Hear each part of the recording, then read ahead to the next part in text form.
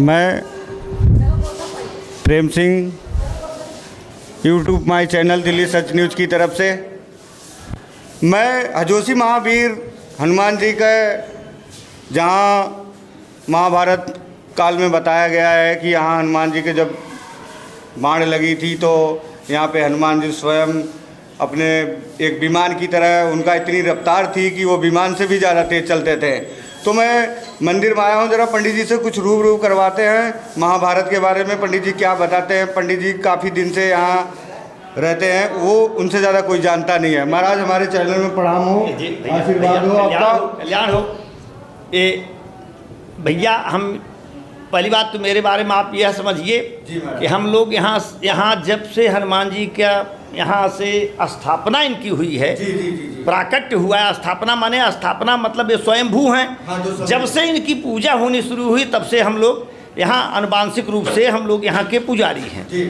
इस मंदिर के हम लोग पुजारी हैं। और इस मंदिर के बारे में, हनुमान जी के बारे में तो कब से हनुमान जी हैं इसका तो कोई किसी को लेखा जोखा नहीं, किसी को पता नहीं है कि हनुमान जी की स्थापना कब हुई, कैसे आए, यह किसी को जानकारी नहीं है। कहा जाता है ऐसा इस तरह से कि जब राम रावण का युद्ध हो रहा था, हनुमान जी को, लक्ष्मण जी को शक्ति लगी तो हनुमान जी संजीवनी बूटी लाने के लिए जब जा रहे थे तो जाते समय तो सुल्तानपुर होके गए थे और वहाँ जा कर के संजीवनी बूटी लेके जब आने लगे तो भरत को भ्रम हुआ कि ऐसा कोई राक्षस है, मायावी राक्षस है। भरत ने बाण चला दिया भगवान के ऊपर। भगवान इसी तरह इसी जगह पे आकर के इसी स्थान पे ज़मीन पे आए थे, इसीलिए यह तभी से भगवान माना जाता है कि ये वह स्थान वही है। और इसका प्रमाण यह है कि हनुमान जी के पैर में बाण के निशान आज भी हैं। हाँ, इनके पैर के बाण के निशान आज भी हैं। हनुमान जी का यहाँ विग्रह है, आप देखें कहीं भी विग्रह में हनुमान जी विकलांग नहीं हैं। ये स्थान पे हनुमान जी के पैर में चोट लगी है, इसका प्रमाण है। ये हनुमान जी की यहाँ की व्यवस्था इस तरह की हुई। और ये हनुमान जी का सिद्धपीठ इसलिए हुआ कि हनुमान जी अयोध्या नगरी में हनुमानगढ़ी, वहाँ राम का दरबार था। हनुमान जी वहाँ निवास किए, वहाँ उनका स्थान बना।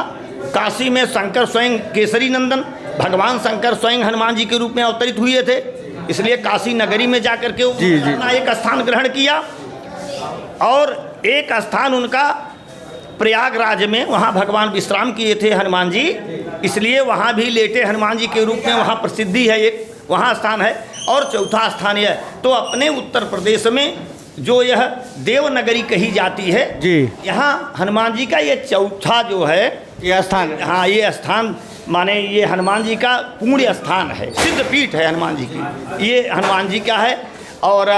और यहाँ ऐसी इनकी कृपा है कि यहाँ जो लोग भी जिस भाव से आते हैं सबकी मनोकामना अवश्य पूरी होती है। कहने के लोग बात कहते हैं, जो भी श्रद्धालु यहाँ आते हैं अगर रोते हुए आते हैं, यहाँ से हंसते हुए जाते हैं, कितनी बात सच है? अरे ये तो अब लोगों से आप पूछेंगे तो लोग बताएंगे, हमको बताने की जरूरत नहीं है। अगर जिससे मिलेंगे ना, सब लोग यही आपसे कहेंगे कि इस दरबार में जो जाता है वो रोते हुए जाता है। किसी प्रकार की कोई भी कमी हो, हनुमान जी के दरबार में जाता है तो उसकी सारी मनोकामनाएं प्रभु जी पूरा कर देते हैं। इनका इतना महात्मा है।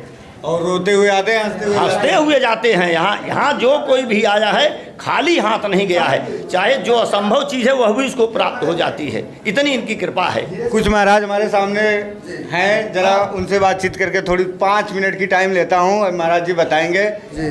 महाराज जी आप बताइए, कब से आप सेवा कर रहे हैं हनुमान जी का? ये तो हम लोग का चूँकि बचपन से ही लगे हुए हैं, जब हमारी उम्र लगभग 7-8 साल से, तो उससे हम लोग लगे, हमारे बब्बा हमारे पिताजी इसके पहले से लगे हुए हैं। ये हम लोग याद नहीं हनुमान जी कब के यहाँ निकले हुए हैं, यानी बब्बा के और पहले की बात है। और जो भी मनोकामना आप जैसा कहेंगे उस प्रकार को यहाँ आपको व्यवस्था मिलेगी और आपका कार्य सिद्ध होगा जैसा आप चाहेंगे। ये हनुमान जी कृपा है। सुबह 4 बजे आरती, दोपहर में 12 बजे आरती, इस प्रकार क्रिया चलती रहती है।